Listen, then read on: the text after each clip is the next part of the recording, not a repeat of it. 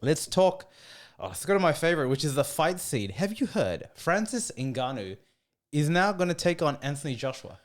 Yes, I mean after Yeah, just 5 minutes ago. Yeah, but no, like obviously he's left the UFC. he's left the UFC. And he left for a bigger payday, right? So that was Yeah. was what was told, that he actually left because he had some disagreements with Dana. He didn't like Dana. And he, recently, can't even remember. Well, it was last year. He took on Tyson Fury, right? Yes, that's right. The greatest heavyweight of all time. And surprisingly, not surprisingly to him, he had a pretty decent showing. So he lost the fight, but I think the overwhelming reception from a lot of media and combat sports pundits was that he did a really good job, and a lot of people actually thought he won. So There was respect for him. Yeah. So but this is a weird one because he's an MMA fighter, he's not a boxer.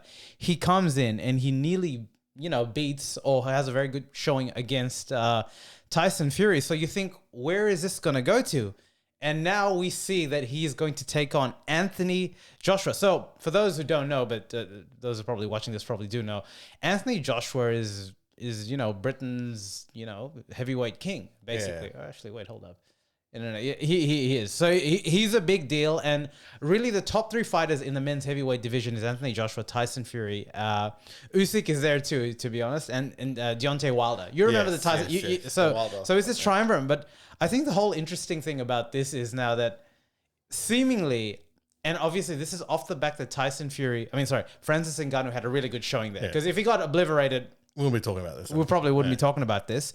But because it's competitive, he takes on Anthony Joshua, and this is just a weird one for me. I like it. In any God make your money, boy. Would you call it celeb boxing? Well, this is not celebrity boxing because none of the pools are involved. But he's basically jumped the queue on a lot of fighters that would probably deserve this fight. But now I think we are heading into the stage of... See, the thing is, the reason people love the UFC the most, in terms of a fight promotion, was the best always fought the best, right? Yeah, that's right. You remember back in the day where they said, Manny Pacquiao and Floyd Mayweather, the fight happened way too late. Yeah. They were not at their peak and they were ducking each other, was for money, whatever sort of reason, very right? boring, actually. Yeah, because in boxing there's so many promotions and stuff like that. It is very highly political, but because they're not under the same banner, it can be very hard to get sides to agree, right? Yeah. So I think what we're seeing now is basically the money fights and the entertainment fights really getting escalated up pretty quickly. So boxing doesn't follow the UFC in the sense that there's one leading organization organizing all the fights. It's more the two different fight camps coming to an agreement and then fighting. I believe so. I believe there's and then someone promoting it. There's belts. Yeah. There's promoted, and there's so many belts. I'm not even going to bother there. They're promoters, and they're promoters for each, basically like their agents, right? Yeah. Super promoters, and then they figure out what that happens. So I don't know the specifics of it, but here are the interesting elements of this fight, right? So interestingly enough, against Tyson Fury, it was an exhibition match, and it had kind of like not hybrid rules, but not proper boxing rules. There were 3 minutes, six rounds. Yeah. So this fight is actually, and the gloves were a bit different size. Usually boxing matches go 10. Yes. So this is a proper boxing match. In terms of rounds, 10 rounds, I think proper minutes there. Yeah. And surprise, it's going to be hosted in Saudi Arabia. And this is what I mean. This is where it's blurring the lines where this is clearly a money fight in the sense of people are capitalizing on the eyeballs. And Saudi Arabia's big on, they're trying to get all the sports, all the promotions to come. And that's where the Tyson Fury and Francis Ngannou fight was there. So, I on one hand, I feel great that these fights are happening. On the other hand, see, the thing that's great about the UFC, and I keep bringing it back, as if I'm a UFC head, which I am, and I love MMA, is you get to see the progression of a fighter as they're coming up and fighting it, right? Yeah. Here, I mean, you're going to enjoy it anyway. But my thing is, you've skipped the line on these fights really quick, right? Yeah. So once this happens, and let's just say it goes one or two ways. Anthony Joshua wins, and you're vindicated that finally the proper boxer wins in boxing. Yeah. Francis Ngannou wins, and you're like, wow, this guy is a real good boxer kind of thing, right? But you don't get that little tease and that you don't build that story and momentum that Francis Ngannou, for example, built when he was coming up the ranks In UFC. to that like apex point, which is a championship fight means nothing unless you've got the highlight reel, for example, That's to right, show, yeah. right? And that's the same for any combat sport, same for even wrestling. You build up the story. You got to build it up. Yeah. And there is a story. The problem that I see in this mechanism and where this is going is the story is going to be one of 5 rematches. That's what's going to happen, because that's what happened with Tyson, because there's no other big names in boxing. Tyson Fury and Deontay Wilder went how many times? We watched that a couple of times. The first one was really good, right? Yeah. You're enthralled by it. You came in, Tyson Fury was in a bloody Kings, like the show, spectacle. The showman. And the second and the third time, it was the same thing. You're like, I'm over it. Yeah. Because I watched this fight again. Yeah, it might be a bit different technically, but you're watching the same guys fight there. And I think this is where I'm kind of seeing it, and like I'm happy for the fight, but like if the payout down the line is a couple of rematches with the same 3-4 guys, which is where I can see it landing. Yeah. I don't know how I feel about that. Well, here's the thing, right? Like, so boxing isn't the sport, and then we've heard a lot of people say that boxing's dead, really. Yes, there's a lot of because of the fact that there's a lot of, I heard a lot of cheating in the sport, a lot of fixing, a lot of rigging. But also the fact that what you said, there's no sort of rankings that sort of decide who fights who. It's more promotion based. It's more what are the big names, and that's why we see Logan Paul, Jake Paul, all these guys, KSI. Well, that's clearly like in the vein of celebrity boxing, and right? That's why they're all like just fighting, and that's why you also see a lot of like there's a back push against these guys as well. Right, doing that. In the UFC, though, you're right. There is that come up. You have to win like a lot in a row. Yeah. You have to go.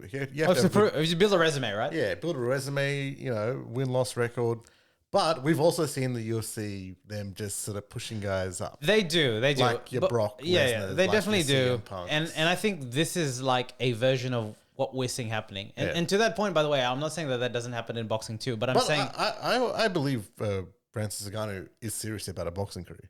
Yeah. Right? Like he wants to make this his career. Well, I don't know about that because he's signed in the PFL. He just hasn't fought in it yet. The PFL is an MMA organization. Yeah. Yeah. Funnily enough, he hasn't fought there. But one of the stipulations that he had an issue with in the UFC that led him to left is when he was renewing his contract, he wanted the ability to fight outside. And Dana's never going to allow that, right? Yeah. So the Conor experiment was that. It was an experiment. It was a one-off. It was never going to happen again. Yeah. Dana liked Conor. Not to say that Dana didn't like Francis. Well, the thing is, Conor can demand that sort of stuff because of his style. Yeah, I mean, and Francis did not demand, but asked for it. And then he got shown that... He got let go, right? So it is what it is, right? Yeah. But yeah, like I don't deny. And the other thing is like it's just that if Francis was serious about a career in boxing, like he is like an amateur, like the record is 0. The thing is, I don't even know if this counts towards his record. Like because there's a boxing fight now. It's moved away from being an exhibition, right? I thought I heard that boxing does have a federation that can... No, the WBF or something. It does, but again, this isn't Saudi Arabia. Not that means anything, but this is what I mean. Like, these are purely money fights, right? Entertainment fights, eyeball fights, which is okay. Like, again, there's nothing wrong with that. Like, wrestling is built on the same premise of entertainment and that immediate sort of gratification. But again, like one of two things are going to happen, right? Like, well, one person's going to win, so the outcome is 50-50. Yes. I highly doubt it's going to be a draw. Someone's either going to knock someone out, whatever, the various permutations. But how I see this, the thing is, none of these guys are ever going to go back to fighting lower ranked boxers. No. So when you have someone like Francis Ngannou, who, yes, has a resume in the UFC, but not in boxing, it's just, I don't know, if he beats Anthony Joshua, then what?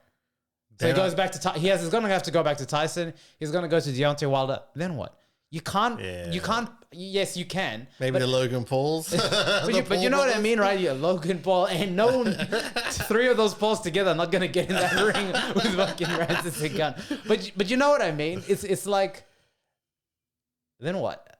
Yeah, there's only so far. It's a lot of that immediate gratification, but you don't get that kind of build up. And I think that's the great thing about like the UFC. They've churned these athletes that could do it.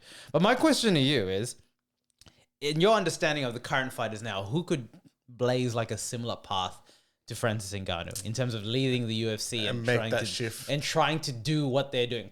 Conor, obviously.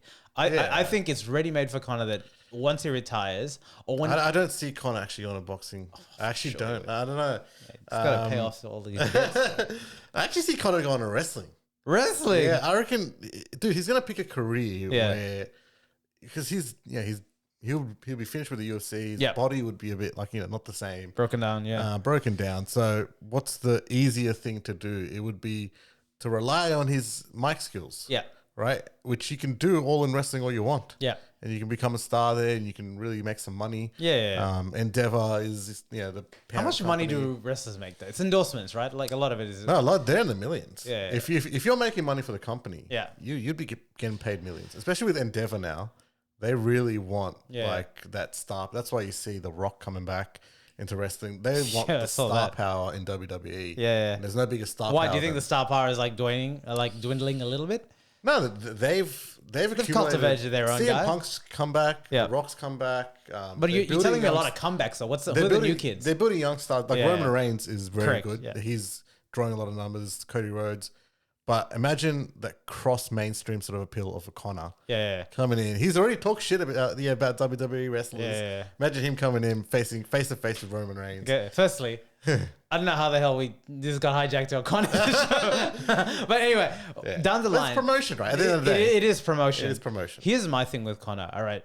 The thing is, I think from where Conor is cut in, he needs to like feel the energy, he needs to really fight. I think that's just his DNA. Yeah. So that's why I see like the boxing will enable him to really sort of fight. Yeah. And do both, a little bit of both. Because Conor's coming back in June, right? In UFC. Middle of the year, fight week, international fight week. There's a fight there. Yeah. And it's weird. It's not coming back for UFC 300, right? Correct. You'd think. Yeah. That'd be the place. That'd be the big deal that they would make. I'm sure they wanted to. Like just. Unless he starts something at UFC 300, that'll be interesting. But like, he's definitely going to be there in attendance. But it's odd that he's not fighting on UFC 300. Who else do you think could do it? Tony Ferguson. But because you want a guy that has star power, like name power, and can actually box. Nate Diaz could be Diaz, I can see. Masvidal could. Yeah, Masvidal as well.